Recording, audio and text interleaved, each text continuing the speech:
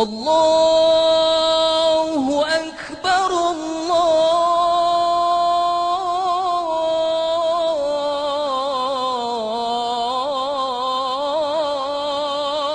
أكبر.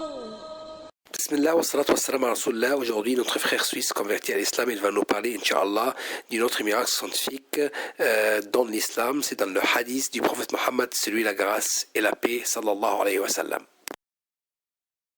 Au nom de Dieu, le tout clément, le tout miséricordieux. Le coccyx est la ligne primitive.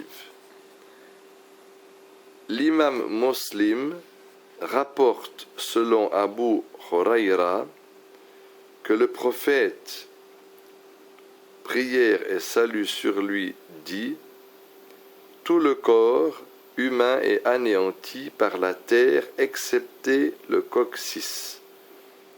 De lui l'homme fut créé et à partir de lui sera reconstitué. » La vérité scientifique. Selon l'embryologie moderne, le coccyx mentionné dans le hadith est la ligne primitive qui apparaît au moment de l'apparition de l'ébauche des organes de l'embryon et notamment l'apparition du système nerveux. Ensuite, cette ligne disparaît, laissant place à une petite trace dans le coccyx. Formation de la ligne primitive. Au 14e jour, les deux disques ectodermes et endodermes de cellules de l'embryon s'allongent jusqu'à prendre la forme d'une poire. La partie large se met en avant, tandis que la partie postérieure s'amincit. Puis l'ectoderme s'active à la partie postérieure et forme ainsi la ligne primitive qui apparaîtra pour la première fois le 15e jour après la fécondation. Puis une division et une reproduction rapide surviennent, suivies d'importantes migrations cellulaires vers l'ectoderme et l'endoderme, ce qui favorise la création du mésoderme. Suite à l'apparition de la ligne primitive, le système nerveux commence à se former ainsi que la notocorde qui précède la colonne vertébrale, tout comme la couche médiane, mésoderme, se forme également. Puis la formation des organes de l'embryon commence.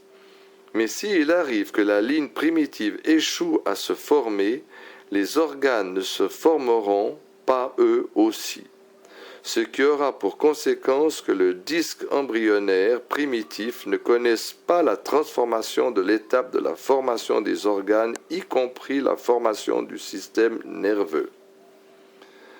Vu l'importance de cette ligne primitive, la commission britannique Warnock sur l'embryologie et la fécondation humaine la considéra comme le critère qui permet de déterminer jusqu'à quand il est permis aux chercheurs et aux médecins d'effectuer des expériences sur les cellules souches restantes après une insémination in vitro. Après l'apparition de la ligne primitive et suite à sa grande activité, l'on constate ce qui suit. Au moment de la fermeture de la gouttière neurale, la placode optique et la placode cristalline apparaissent, puis le cerveau se forme dans les 2/3 supérieurs du tube neural, tandis que la moelle épinière se forme dans le tiers inférieur restant, et ce au niveau du sommite, 4e, 5e, vu que les 4 premiers sommites feront partie de la base du crâne. 1.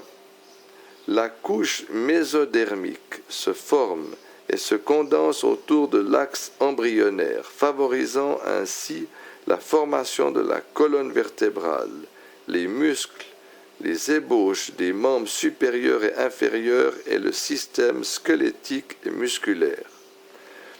De même, l'appareil urinaire, l'appareil reproductif, le péritoine, les parois des poumons et les parois du cœur, les vaisseaux sanguins, le cœur et les muscles de l'appareil digestif se forment tous à partir de cette couche mésodermique. La formation de la ligne primitive est donc un signe de la possibilité de différenciation des tissus embryonnaires et de la formation des diverses couches, y compris des organes. En fait, l'organogenèse ne commence qu'après la formation de la ligne primitive, de la gouttière neurale et des somites. Ainsi, l'organogenèse se poursuit-elle du début de la 4e semaine jusqu'à la fin de la 8e semaine, de sorte que l'embryon et tous ses appareils essentiels et ses organes au complet à la 8e semaine, abstraction faite de certains détails et de la croissance. La finalité de la ligne primitive.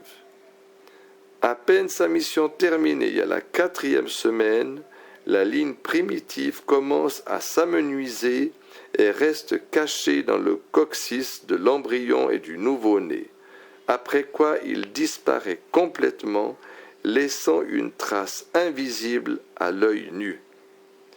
Aspect miraculeux.